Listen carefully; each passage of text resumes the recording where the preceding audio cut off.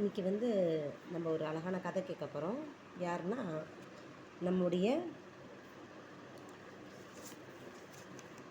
சொன்னேன் இல்லைங்களா 63 நாயன்மார்கள். சரியா? அந்த 63 நாயன்மார்களில் முதன்மையாக சொல்லப்படுகின்ற ஒருத்தருடைய கதையை தான் நீங்கள் கேட்க போகிறீங்க. சரியா? அதாவது இவர் பேர் திருநீலகண்ட நாயனான பேர். திருநீலகண்டன் அப்படின்னா என்னென்னா, இவர் சிதம்பரத்தில் பிறந்தார். ஓகேவா? இவர் என்ன பண்ணால் சிவபெருமான் மீது ரொம்ப அதிகமான பக்தி இருந்ததுனால அவர் சிவபெருமான் நினச்சி என்ன பண்ணுவார், எப்போ பாரு திருநீலகண்டம் திருநீலகண்டம்னு சொல்லிகிட்டே இருப்பார். வாயார சொல்லி அப்படி சொல்லும்போதே அவருக்கு மகிழ்ச்சியாக இருக்கும். சரிங்களா? இவரோட குலத்தொழில் பார்த்தீங்க அப்படின்னா, திருவோடு செஞ்சு சிவனடியார்கள் யார் வந்தாலும் சரி அவங்களுக்கு தன்னோட மனைவியரோடு சேர்ந்து தானம் கொடுத்து இல்லற வாழ்வு நடத்தி வந்துட்டு இருந்தார். சரியா? அதாவது எல்லாரும் எல்லா வயசுலையும் தப்பு செய்ய தான் செய்வாங்க. இவர் என்ன பண்ணுறாரு, ஒரு நாள் தன்னுடைய அந்த இளமையினோட ஆதிக்கத்தால் ஒரு பரத்தை பெண்ணுன்னு சொல்லுவாங்க, அதாவது விலைமாதிட்ட போயிட்டு என்ன பண்ணுறாரு, போய் இல்லற வாழ்க்கையில் ஈடுபடுறாரு. சரிங்களா? அப்போ அப்படி என்ன ஆகுது, தன் மனைவியோட வீடு திரும்ப தன்னோட மனைவியோடு சேர நினைக்கும் போது மனைவி என்ன பண்ணுறாங்க, எம்மை தீண்டாதீர்னு சொல்கிறாங்க. சரியா? இது யார் மேலே ஆணை? திருநீலகண்டத்தின் மீது ஆணை, என்னை தீண்டாதீர்னு சொல்லிட்டாங்க. கேட்ட உடனே இவர் என்ன பண்ணார், எம்மை அப்படின்னு சொன்ன உடனே பன்மையில் சொன்ன உடனே மனைவி மட்டும் இல்லாமல், ஆஹா மனதாலும் நினையாது, இனிமேல் எந்த பொண்ணையும் நம்ம நினைக்கவே கூடாதுன்னு சொல்லிட்டு என்ன பண்ணார், ரெண்டு பேரும் தன்னுடைய வயசு முதிர்வு அடையும் வரைக்கும் என்ன பண்ணாங்களாம், அவர் வாழ்ந்தாராம் திருநீலகண்டர். சரியா? இந்த நீலகண்டரோட பெருமையை உலக அறிய செய்யறதுக்கு சிவபெருமான் என்ன பண்ணார், ஒரு சிவயோகி மாதிரி கோவனை அணிஞ்சிட்டு திருநீர் பூசிட்டு அந்த திருநீலகண்டருடைய வீட்டுக்கு போகிறாரு. சரிங்களா?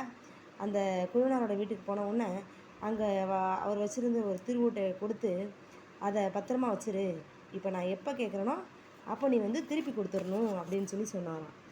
அந்த குயவனார் என்ன பண்ணார், ரொம்ப பாதுகாப்போடு அந்த திருவோட்டை ஒரு இடத்துல வைக்கிறாரு. சரியா? சிவபெருமானுக்கு அந்த திருவோடு மாறையும்படி செய்கிறாரு. கொஞ்ச நாள் கழித்து அதே மாதிரி ஒரு நல்ல ஒரு வேடத்தில் இப்போ அவர் வீட்டுக்கு திருவோட்டுன்னு கேட்குறதுக்கு வாராரு. சரிங்களா? அப்போ இவர் குயவனார் என்ன பண்ணுறாரு, திருவோட காணுமேன்னு தேடி பார்க்குறாரு. அப்போ குயவனார் சிவகிட்ட போய், நான் கொடுத்த திருவோடு காணாமல் போனதுனால நீ என்ன பண்ணும், ஒரு புதிய திருவோடு தரதா சொன்னி நான் தந்துடுறேன், நான் உங்களோட பழைய தானே தொலைச்சிட்டேன், அதனால் என்ன பண்ணுறேன் ஐயனே, நான் உங்களுக்கு ஒரு புதிய திருவோடு ஒன்று நான் கொடுத்துட்றேன்னு சொல்கிறாரு. இந்த கேட்டவன சிவகோவி என்ன பண்ணுறாரு, சரி ஒரு பொன்னால் ஆன ஒரு திருவோடை கொடுத்தாலும் அதை நான் வாங்கவே மாட்டேன். சரியா?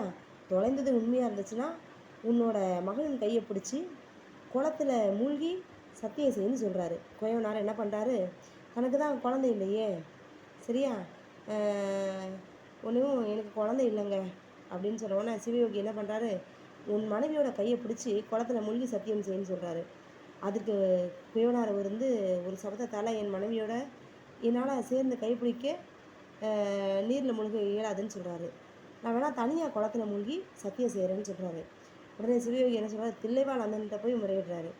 இந்த அந்தனர்களெல்லாம் குளத்தில் மூழ்கி சத்தியம் செய்க அப்படின்னு ஆணையிட்ட உடனே குயவனார் அப்படியே செய்கிறேன்னு சொல்லி போயிடுறாரு. அப்போது தன்னோட மனைவி அழைச்சிட்டு அந்த திருப்புலி காற்று அப்படிங்கிற திருக்குளத்தில் போய் ஒரு மூங்கில் தண்டில் ரெண்டோட முனையை பிடிச்சிட்டு குளத்தில் மூழ்க போகும்போது சிவயோகி கையை பிடிச்சி நான் மூழணும் அப்படின்னு சொல்கிறார், உள்ள தண்ணிக்குள்ளே மூழ்க போகிறேன் அப்படின்னு சொல்லிட்டு. அப்போது அந்த சத்தியத்தை அனைவருக்கும் வெளிப்படுத்தின அந்த மூங்கில் கொம்பை பிடிச்சவாறே மூழ்கிறார். சரியா? மூழ்கி எழும்போது பார்த்தா ரெண்டு பேருமே எப்படி இருக்காங்க, ரொம்ப இளமையோடு வெளியே வராங்க. சரியா? தேவர்கள் எல்லாம் என்ன பண்ணுறாங்களாம், பயங்கரமாக மலர் மாலை போட்டு வீசுது. ஓகேவா? அப்போது சுவாமி என்ன பண்ணுறாரு, நந்தி மீது எழுந்துரு, ரெண்டு பேரும் அப்படியே இளமையோடு நின்று அப்படியே சிவலோகத்தில் இருப்பீருங்க அப்படின்னு சொல்லிட்டு ஆசீர்வாதம் கொடுக்குறாரு. திருவருளால் இருவரும் என்ன பண்ணுறாங்க, அந்த சிவபெருமான் ஐயனுடைய திருவடியில் போய் சேர்ந்தாங்களாம். சரியா? எவ்வளோ அற்புதமான கதை பாருங்கள். எவ்வளோ அருமையாக சிவபெருமான் ஆட்கொண்டிருக்கார் அவரை. சரியா? ஒரு முறை பெண் பித்தனாக மாறினதுக்கு தன் மனைவி திருநீலகண்டத்தின் மீது ஆனால் இனிமேல் நான் தொடவே தொடாதீங்கன்னு சொல்லிட்டாங்க. இதுக்காகவே அந்த சத்தியை காப்பாற்றுறதுக்காகவே எவ்வளோ தூரம் யோகியாக வாழ்ந்திருக்காரு. அவருடைய உண்மையான பக்தியை வெளி உலகத்துக்கு காட்டுவதற்காக வாழ்ந்த அந்த சிவபக்தர் எவ்வளோ உண்மையான பக்தியோடு இருந்திருக்கிறாருங்கிறத இன்றைக்கி நமக்கு தெரியப்படுத்துகிறாங்க. கதை உங்களுக்கு பிடிச்சிருந்ததுன்னா லைக் கொடுங்க. சரிங்களா? வணக்கம். நன்றி.